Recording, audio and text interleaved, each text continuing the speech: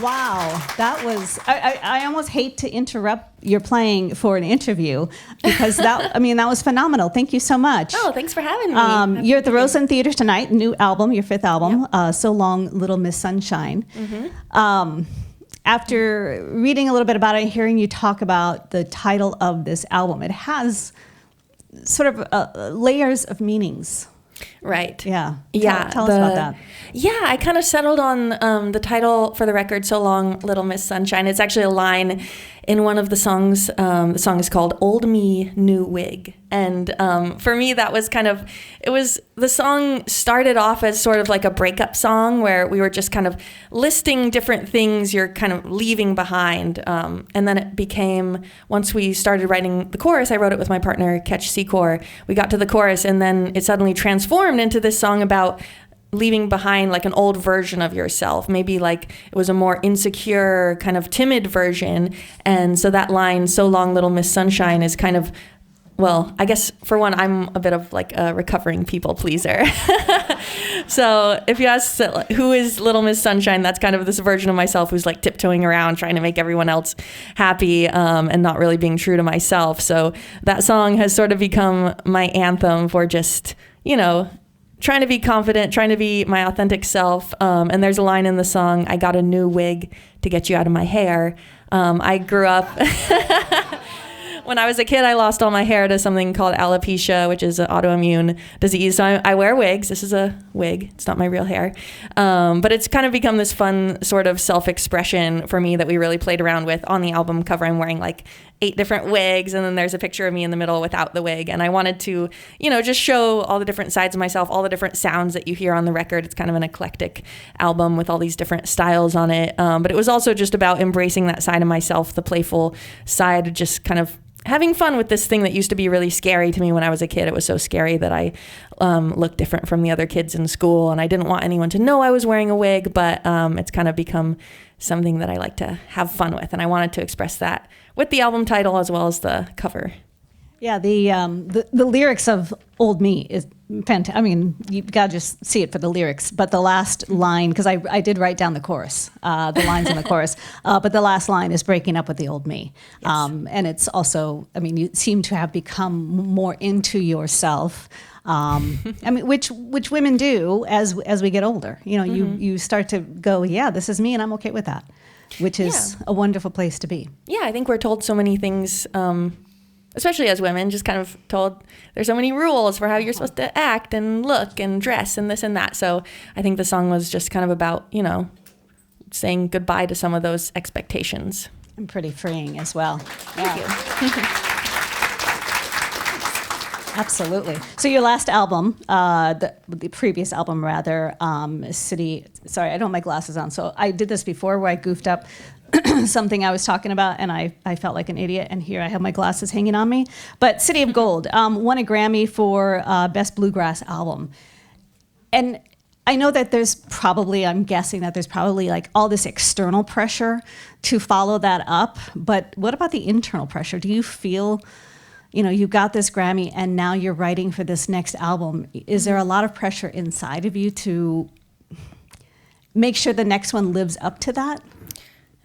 Yeah, I put a lot of pressure on myself about everything. I'm kind of a perfectionist. So, I always want to be, making my best record yet. And even if it's just like a feeling that I'm super proud of it, some of those external things like the awards and, reception, critical press or whatever, you can't really control. So I try not to think about that too much. Like when I'm making the music, I just want to make something that I'm proud of and that I feel like is my strongest work. And I just love the process too of writing songs and going into the studio and working on it. And I feel like this record I worked harder on than any of my previous ones. We spent so much time on the arrangements and the songwriting. So that was a process I was really proud of. And I knew that I was giving it my all. So that's all you can really do. But yeah, certainly I do feel some pressure just about, kind of wanting to up my game each time, I guess. Yeah. And the songs for this new album, you had been writing these songs, or the songs had been written for a number of years. This isn't something that you just sort of put together over the last couple of years. That you've been writing for this album was it intentional, or were these just songs that you've been writing and they just sort of came together and fit well on this album? Yeah, well, this was an album I had been wanting to make for a while. I had been talking to the producer, Jay Joyce, who ended up producing my new record. We started talking probably in 2021, coming out of the pandemic.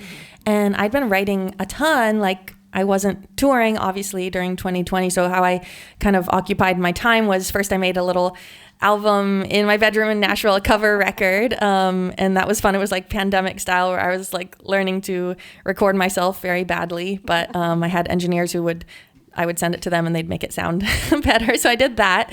But then after that, I was like, I need to get back into songwriting. So I wrote so many songs during the pandemic, and I felt like I had sort of these two groups of songs. One of them was more bluegrassy, rootsy, kind of old-timey style songwriting that became my record Crooked Tree. And then the other batch of songs I had was a little more like stylistically ambiguous. It could go in so many different directions, but I just didn't feel like that. I had talked to Jay and sent him some of those songs because I knew he would be like a great producer to work with on an album that felt like we were kind of crossing into all these different genres, because he works with so many different bands across a bunch of different styles. But I ultimately just didn't feel like I had the songs that fit together that I was feeling really strongly about as like a cohesive album. And then I felt like I had all these bluegrass songs that more to me felt like a stronger record out of the gate. So then I just kept writing songs. And in the past year, I think like a light bulb went off in my head and I just finished the record, wrote like a bunch more songs that ended up on this album. But, like probably like 3 or 4 of them started back then as like song seeds or maybe unfinished songs. I went back and edited them in the past year or 2 and got them into a good place. So it was kind of a long time coming, but I felt like it was good for me to make 2 records that were bluegrass records, totally in my wheelhouse. I grew up playing bluegrass. And then that sort of gave me a baseline to then go and sort of break all the rules and just make an album that was totally outside the box for me. Was it fun doing that? Because like you said, you've been in this wheelhouse of bluegrass music. And as you mentioned, this new album is stylistically more ambiguous. And so was that exciting to you to sort of break out of that box, if you will? Yeah, it was really exciting. I'm always really interested in like how my guitar playing can sort of be incorporated into different styles of music, because it is kind of like I'm playing flat picking guitar, which is like a bluegrass style of playing, or I play clawhammer guitar, which is like I'll play a little bit for you all in a minute, but it's like this kind of old-timey style of guitar playing. So it's really interesting to me to have that juxtaposition of like old styles with new sounds. Like that old and new is really exciting. So that was something I'd wanted to kind of figure out how to do for a while. Like I kind of, I made a couple solo records, my cover album that I mentioned before, and then my first album were more kind of in that Americana singer-songwriter vein, where I was still figuring out how my guitar playing could fit with these other sounds. But I think this record, we spent so much time on that, and all the little solo sections we crafted, where it was really exciting to work those out, because it was different from anything I'd ever done before. Yeah, it sounds, the sound of the album sounds like you had fun. It was very like fun. Branching out in it, which is fantastic. Yeah, I had a blast. Great. So I got one more question for you. I mean, you've been in this industry for a long time, for someone as young as you are. I mean, since you were a teenager, growing up in a family of musicians. So you've had those milestones of winning a Grammy. You've gotten Bluegrass Music Awards Guitar Player of the Year a couple of times, Americana Award.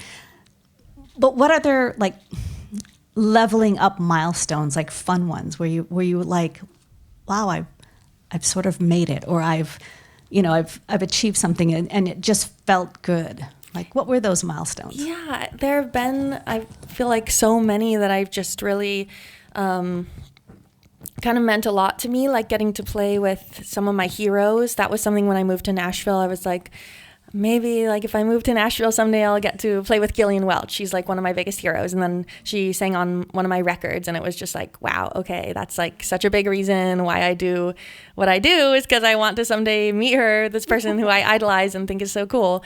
And other things like that, like playing these festivals that I've dreamed of going to as a kid, like the Telluride Bluegrass Festival in Colorado was one I just heard of as a kid, and it sounded like this amazing experience. And then I got to play there a couple of times, and that was like, wow, okay.